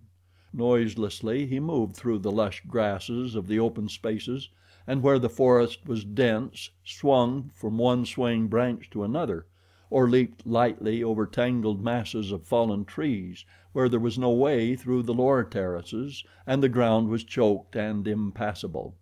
And so presently he came within sight of the black warriors of Mbonga, the chief. They were engaged in a pursuit with which Tarzan was more or less familiar, having watched them at it upon other occasions. They were placing and baiting a trap for Numa, the lion. In a cage upon wheels they were tying a kid, so fastening it that when Numa seized the unfortunate creature the door of the cage would drop behind him, making him a prisoner. These things the blacks had learned in their old home before they escaped through the untracked jungle to their new village. Formerly they had dwelt in the Belgian Congo until the cruelties of their heartless oppressors had driven them to seek the safety of unexplored solitudes beyond the boundaries of Leopold's domain. In their old life they often had trapped animals for the agents of European dealers, and had learned from them certain tricks, such as this one, which permitted them to capture even Numa without injuring him and to transport him in safety and with comparative ease to their village. No longer was there a white market for their savage wares, but there was still a sufficient incentive for the taking of Numa alive. First was the necessity for ridding the jungle of man eaters, and it was only after depredations by these grim and terrible scourges that a lion hunt was organized. Secondarily was the excuse for an orgy of celebration was the hunt successful, and the fact that such feats were rendered doubly pleasurable by the presence of a live creature that might be put to death by torture. Tarzan had witnessed these cruel rites in the past. Being himself more savage than the savage warriors of the Gomangani, he was not so shocked by the cruelty of them as he should have been, yet they did shock him. He could not understand the strange feeling of revulsion which possessed him at such times. He had no love for Numa the lion, yet he bristled with rage when the blacks inflicted upon his enemy such indignities and cruelties as only the mind of the one creature molded in the image of God can conceive. Upon 2 occasions he had freed Numa from the trap before the blacks had returned to discover the success or failure of their venture. He would do the same today. That he decided immediately he realized the nature of their intentions. Leaving the trap in the center of a broad elephant trail near the drinking hole, the warriors turned back toward their village. On the morrow they would come again. Tarzan looked after them, upon his lips an unconscious sneer, the heritage of unguessed caste. He saw them file along the broad trail beneath the overhanging verdure of leafy branch and looped and festooned creepers, brushing ebon shoulders against gorgeous blooms which inscrutable nature has seen fit to lavish most profusely farthest from the eye of man. As Tarzan watched through narrowed lids the last of the warriors disappear beyond a turn in the trail, his expression altered to the urge of a newborn thought. A slow, grim smile touched his lips. He looked down upon the frightened, bleating kid, advertising in its fear and its innocence, its presence and its helplessness. Dropping to the ground, Tarzan approached the trap and entered. Without disturbing the fiber cord which was adjusted to drop the door at the proper time, he loosened the living bait, tucked it under an arm and stepped out of the cage. With his hunting knife he quieted the frightened animal, severing its jugular. Then he dragged it, bleeding, along the trail down to the drinking hole, the half smile persisting upon his ordinarily grave face. At the water's edge the ape man stooped and with hunting knife and quick, strong fingers deftly removed the dead kid's viscera. Scraping a hole in the mud, he buried these parts which he did not eat, and swinging the body to his shoulder took to the trees. For a short distance he pursued his way in the wake of the black warriors, coming down presently to bury the meat of his kill where it would be safe from the depredations of Dango the hyena or the other meat-eating beasts and birds of the jungle. He was hungry. Had he been all beast he would have eaten, but his man mind could entertain urges even more potent than those of the belly, and now he was concerned with an idea which kept a smile upon his lips and his eyes sparkling in anticipation. An idea it was which permitted him to forget that he was hungry. The meat safely cached, Tarzan trotted along the elephant trail after the Gomangani. 2 or 3 miles from the cage he overtook them, and then he swung into the trees and followed above and behind them, waiting his chance. Among the blacks was Rabba Kega, the witch doctor. Tarzan hated them all, but Rabba Kega he especially hated. As the blacks filed along the winding path, Rabba Kega, being lazy, dropped behind. This Tarzan noted, and it filled him with satisfaction. His being radiated a grim and terrible content. Like an angel of death he hovered above the unsuspecting black. Rabba Kega, knowing that the village was but a short distance ahead, sat down to rest. Rest well, O Rabba Kega. It is thy last opportunity. Tarzan crept stealthily among the branches of the tree above the well-fed, self-satisfied witch doctor.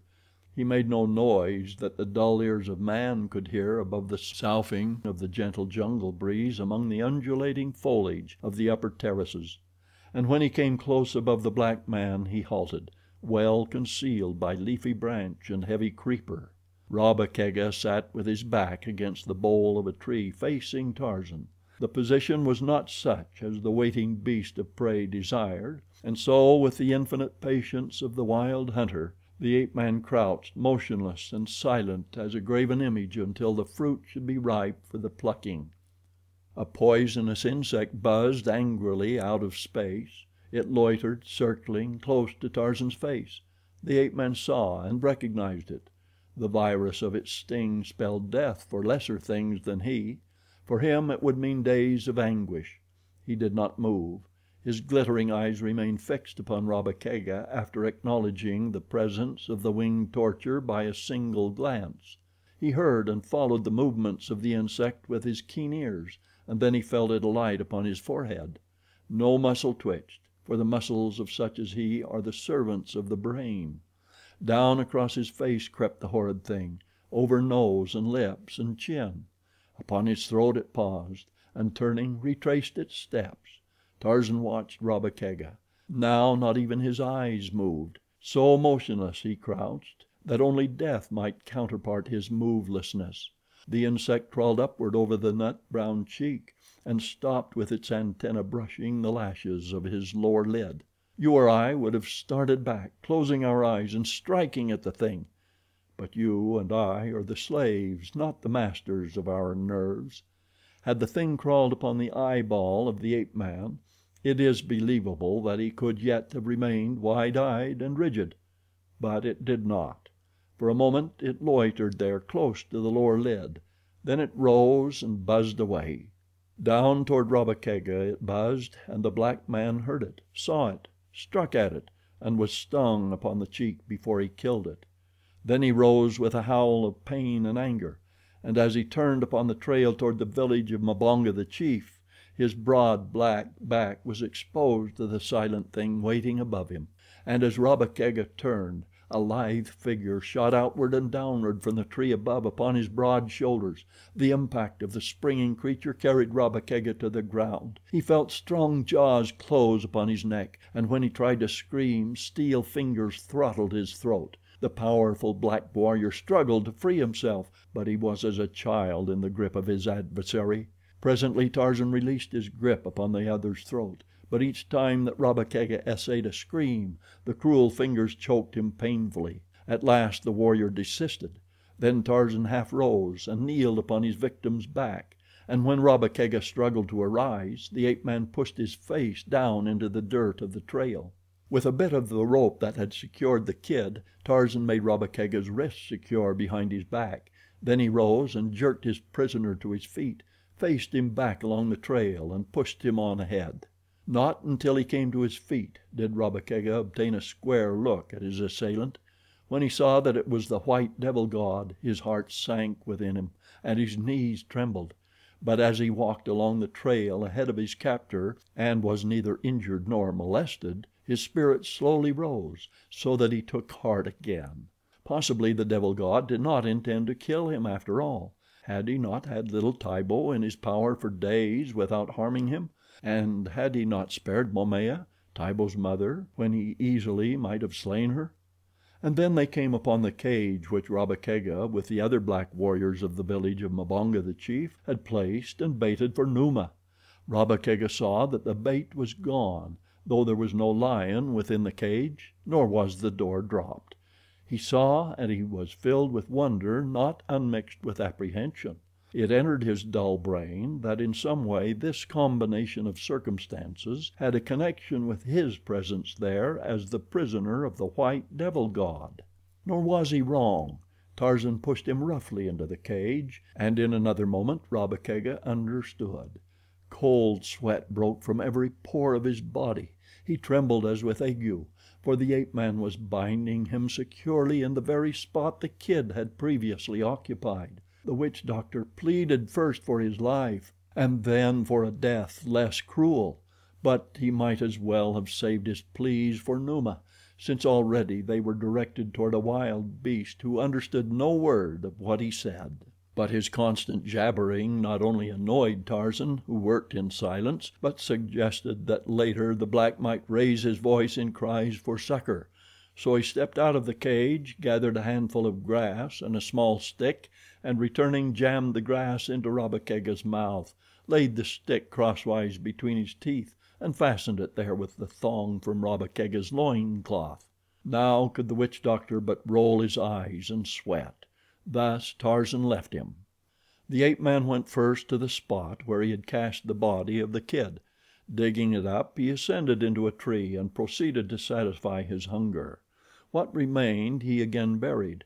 Then he swung away through the trees to the water hole, and going to the spot where fresh, cold water bubbled from between two rocks, he drank deeply. The other beasts might wade in and drink stagnant water, but not Tarzan of the Apes. In such matters he was fastidious. From his hands he washed every trace of the repugnant scent of the Gomangani, and from his face the blood of the kid. Rising, he stretched himself not unlike some huge, lazy cat, climbed into a nearby tree and fell asleep. When he awoke it was dark, though a faint luminosity still tinged the western heavens. A lion moaned and coughed as it strode through the jungle toward water.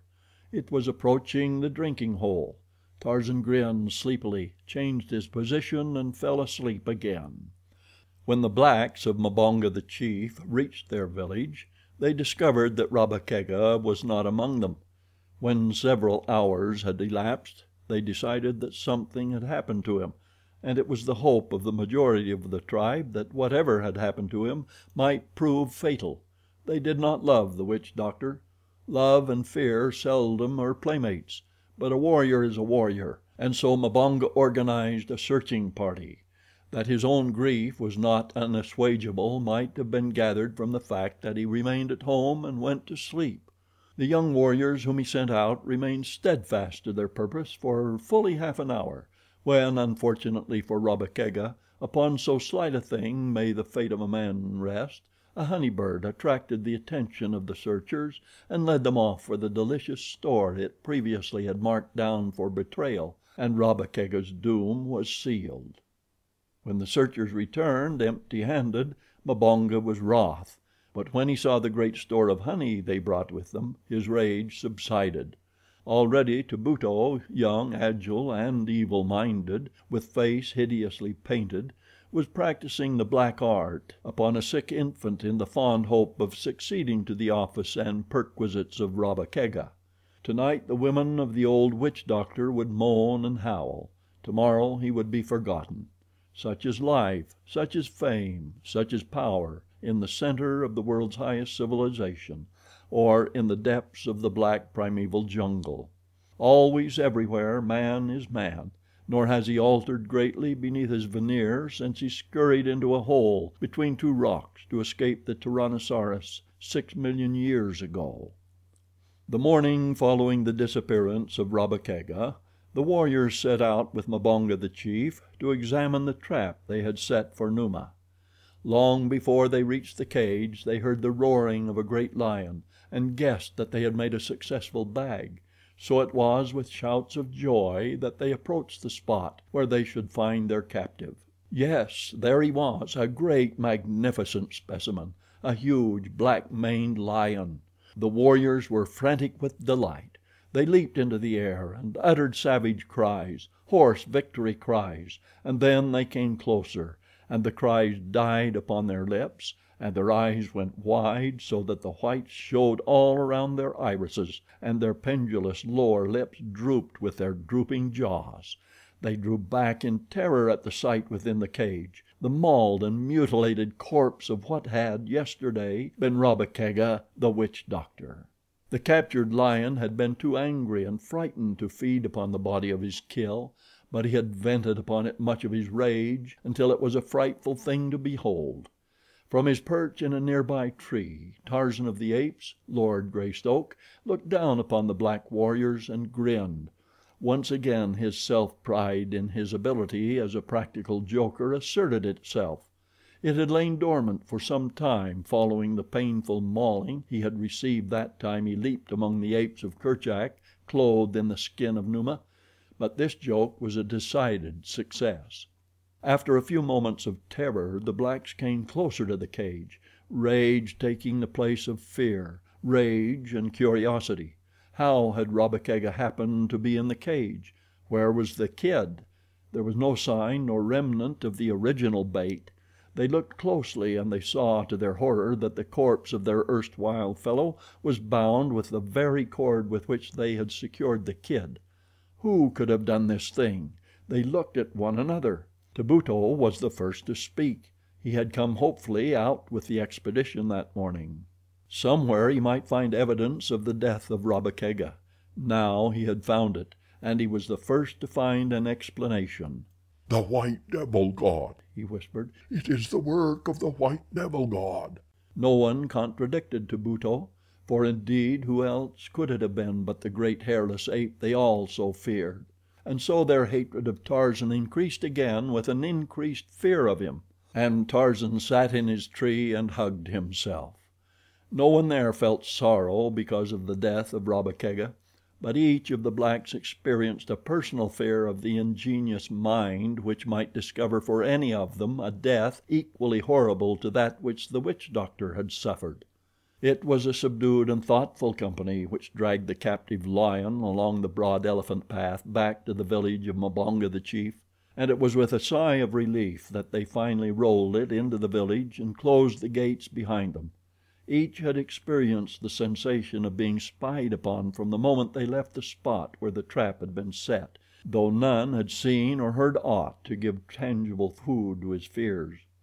At the sight of the body within the cage with the lion, the women and the children of the village set up a most frightful lamentation, working themselves into a joyous hysteria which far transcended the happy misery derived by their more civilized prototypes, who make a business of dividing their time between the movies and the neighborhood funerals of friends and strangers, especially strangers. From a tree overhanging the palisade, Tarzan watched all that passed within the village. He saw the frenzied women tantalizing the great lion with sticks and stones. The cruelty of the blacks toward a captive always induced in Tarzan a feeling of angry contempt for the Gomangani.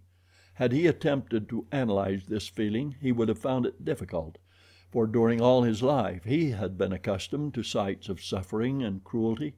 He himself was cruel. All the beasts of the jungle were cruel, but the cruelty of the blacks was of a different order. It was the cruelty of wanton torture of the helpless, while the cruelty of Tarzan and the other beasts was the cruelty of necessity or of passion. Perhaps had he known it he might have credited this feeling of repugnance at the sight of unnecessary suffering to heredity, to the germ of British love of fair play which had been bequeathed to him by his father and his mother. But of course he did not know, since he still believed that his mother had been Kala, the great ape. And just in proportion as his anger rose against the Gomangani, his savage sympathy went out to Numa, the lion, for though Numa was his lifetime enemy, there was neither bitterness nor contempt in Tarzan's sentiments toward him. In the ape-man's mind, therefore, the determination formed to thwart the blacks and liberate the lion, but he must accomplish this in some way which would cause the Gomangani the greatest chagrin and discomfiture. As he squatted there watching the proceeding beneath him, he saw the warriors seize upon the cage once more and drag it between two huts. Tarzan knew that it would remain there now until evening, and that the blacks were planning a feast and orgy in celebration of their capture. When he saw that two warriors were placed beside the cage, and that these drove off the women and children and young men who would have eventually tortured Numa to death, he knew that the lion would be safe until he was needed for the evening's entertainment, when he would be more cruelly and scientifically tortured for the edification of the entire tribe. Now Tarzan preferred to bait the blacks in as theatric a manner as his fertile imagination could evolve. He had some half-formed conception of their superstitious fears and of their especial dread of night, and so he decided to wait until darkness fell and the blacks partially worked to hysteria by their dancing and religious rites before he took any steps toward the freeing of Numa. In the meantime, he hoped, an idea adequate to the possibilities of the various factors at hand would occur to him, nor was it long before one did. He had swung off through the jungle to search for food when the plan came to him. At first it made him smile a little and then look dubious, for he still retained a vivid memory of the dire results that had followed the carrying out of a very wonderful idea along almost identical lines. Yet he did not abandon his intention, and a moment later, food temporarily forgotten, he was swinging through the middle terraces in rapid flight toward the stamping ground of the tribe of Kerchak, the great ape. As was his wont, he alighted in the midst of the little band without announcing his approach save by a hideous scream just as he sprang from a branch above them. Fortunate are the apes of Kerchak that their kind is not subject to heart failure, for the methods of Tarzan subjected them to one severe shock after another, nor could they ever accustom themselves to the ape man's peculiar style of humor. Now when they saw who it was they merely snarled and grumbled angrily for a moment, and then resumed their feeding or their napping which he had interrupted, and he, having had his little joke, made his way to the hollow tree where he kept his treasures hid from the inquisitive eyes and fingers of his fellows and the mischievous little Manus. Here he withdrew a closely rolled hide, the hide of Numa with the head on, a clever bit of primitive curing and mounting which had once been the property of the witch doctor Rabakega until Tarzan had stolen it from the village. With this he made his way back through the jungle toward the village of the blacks, stopping to hunt and feed upon the way, and in the afternoon even napping for an hour, so that it was already dusk when he entered the great tree which overhung the palisade and gave him a view of the entire village. He saw that Numa was still alive and that the guards were even dozing beside the cage. A lion is no great novelty to a black man in the lion country, and the first keen edge of their desire to worry the brute having worn off, the villagers paid little or no attention to the great cat, preferring now to await the grand event of the night. Nor was it long after dark before the festivities commenced. To the beating of tom-toms, a lone warrior, crouched half doubled, leaped into the firelight in the center of a great circle of other warriors, behind whom stood or squatted the women and the children. The dancer was painted and armed for the hunt, and his movements and gestures suggested the search for the spoor of game. Bending low, sometimes resting for a moment on one knee, he searched the ground for signs of the quarry. Again he poised, statuesque, listening. The warrior was young and lithe and graceful. He was full-muscled and arrow-straight. The firelight glistened upon his ebon body and brought out into bold relief the grotesque designs painted upon his face, breasts, and abdomen. Presently he bent low to the earth, then leaped high in the air. Every line of face and body showed that he had struck the scent. Immediately he leaped toward the circle of warriors about him, telling them of his find and summoning them to the hunt. It was all in pantomime, but so truly done that even Tarzan could follow it all to the least detail. He saw the other warriors grasp their hunting spears and leap to their feet to join in the graceful, stealthy, stalking dance. It was very interesting, but Tarzan realized that if he was to carry his design to a successful conclusion, he must act quickly. He had seen these dances before and knew that after the stalk would come the game at bay and then the kill, during which Numa would be surrounded by warriors and unapproachable. With the lion's skin under one arm, the ape man dropped to the ground in the dense shadows beneath the tree and then circled beneath the huts until he came out directly in the rear of the cage in which Numa paced nervously to and fro. The cage was now unguarded, the two warriors having left it to take their places among the other dancers. Behind the cage Tarzan adjusted the lion's skin about him, just as he had upon that memorable occasion when the apes of Kerchak, failing to pierce his disguise, had all but slain him. Then on hands and knees he crept forward, emerged from between the two huts, and stood a few paces back of the dusky audience, whose whole attention was centered upon the dancers before them. Tarzan saw that the blacks had now worked themselves to a proper pitch of nervous excitement to be ripe for the lion. In a moment the ring of spectators would break at a point nearest the caged lion, and the victim would be rolled into the center of the circle. It was for this moment that Tarzan waited. At last it came. A signal was given by Mbonga, the chief, at which the women and children immediately in front of Tarzan rose and moved to one side, leaving a broad path opening toward the caged lion. At the same instant Tarzan gave voice to the low, crouching roar of an angry lion and slunk slowly forward through the open lane toward the frenzied dancers. A woman saw him first and screamed. Instantly there was a panic in the immediate vicinity of the ape man. The strong light from the fire fell full upon the lion's head, and the blacks leaped to the conclusion, as Tarzan had known they would, that their captive had escaped his cage. With another roar Tarzan moved forward. The dancing warriors paused but an instant. They had been hunting a lion securely housed within a strong cage, and now that he was at liberty among them, an entirely different aspect was placed upon the matter. Their nerves were not attuned to this emergency. The women and children already had fled to the questionable safety of the nearest huts, and the warriors were not long in following their example, so that presently Tarzan was left in sole possession of the village street. But not for long, nor did he wish to be left thus long alone. It would not comport with his scheme. Presently a head peered forth from a nearby hut, and then another and another, until a score or more of warriors were looking out upon him, waiting for his next move, waiting for the lion to charge or to attempt to escape from the village. Their spears were ready in their hands against either a charge or a bolt for freedom. And then the lion rose erect upon its hind legs. The tawny skin dropped from it, and there stood revealed before them in the firelight the straight young figure of the white devil god.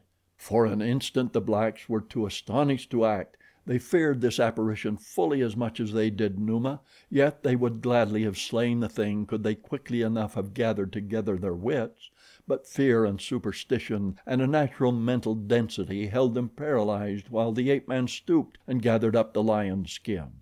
They saw him turn then and walk back into the shadows at the far end of the village.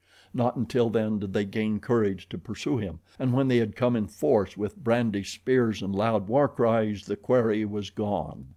Not an instant did Tarzan pause in the tree. Throwing the skin over a branch, he leaped again into the village upon the opposite side of the great bole, and diving into the shadow of a hut, ran quickly to where lay the caged lion. Springing to the top of the cage, he pulled upon the cord which raised the door, and a moment later a great lion in the prime of his strength and vigor leaped out into the village. The warriors, returning from a futile search for Tarzan, saw him step into the firelight. Ah, there was the devil god again, up to his old trick. Did he think he could twice fool the men of Mbonga, the chief, the same way in so short a time? They would show him. For long they had waited for such an opportunity to rid themselves forever of this fearsome jungle demon. As one they rushed forward with raised spears. The women and the children came from the huts to witness the slaying of the devil god. The lion turned blazing eyes upon them and then swung about toward the advancing warriors. With shouts of savage joy and triumph they came toward him, menacing him with their spears. The devil god was theirs. And then, with a frightful roar, Numa the lion charged. The men of Mbonga, the chief, met Numa with ready spears and screams of raillery. In a solid mass of muscled ebony they waited the coming of the devil god, yet beneath their brave exteriors lurked a haunting fear that all might not be quite well with them, that this strange creature could yet prove invulnerable to their weapons and inflict upon them full punishment for their effrontery. The charging lion was all too lifelike. They saw that in the brief instant of the charge, but beneath the tawny hide they knew was hid the soft flesh of the white man, and how could that withstand the assault of many war spears? In their forefront stood a huge young warrior in the full arrogance of his might and his youth. Afraid? Not he. He laughed as Numa bore down upon him. He laughed and couched his spear, setting the point for the broad breast. And then the lion was upon him. A great paw swept away the heavy war spear, splintering it as the hand of man might splinter a dry twig. Down went the black, his skull crushed by another blow, and then the lion was in the midst of the warriors, clawing and tearing to right and left. Not for long did they stand their ground, but a dozen men were mauled before the others made good their escape from those frightful talons and gleaming fangs. In terror the villagers fled hither and thither. No hut seemed a sufficiently secure asylum with Numa ranging within the palisade. From one to another fled the frightened blacks, while in the center of the village Numa stood glaring and growling above his kills. At last a tribesman flung wide the gates of the village and sought safety amid the branches of the forest trees beyond. Like sheep his fellows followed him until the lion and his dead remained alone in the village. From the nearer trees the men of Mbonga saw the lion lower his great head and seize one of his victims by the shoulder, and then, with slow and stately tread, move down the village street past the open gates and on into the jungle. They saw and shuddered, and from another tree Tarzan of the Apes saw and smiled. A full hour elapsed after the lion had disappeared with his feast before the blacks ventured down from the trees and returned to their village. Wide eyes rolled from side to side, and naked flesh contracted more to the chill of fear than to the chill of the jungle night. "It was he all the time," murmured one. "It was the devil god. He changed himself from a lion to a man, and back again into a lion," whispered another. "And he dragged Moiza into the forest and is eating him," said a third, shuddering. "We are no longer safe here," wailed a fourth. "Let us take our belongings and search for another village site, far from the haunts of the wicked devil god." But with morning came renewed courage, so that the experiences of the preceding evening had little other effect than to increase their fear of Tarzan and strengthen their belief in his supernatural origin. And thus waxed the fame and the power of the ape-man in the mysterious haunts of the savage jungle where he ranged, mightiest of beasts because of the man-mind which directed his giant muscles and his flawless courage. End of chapter 11.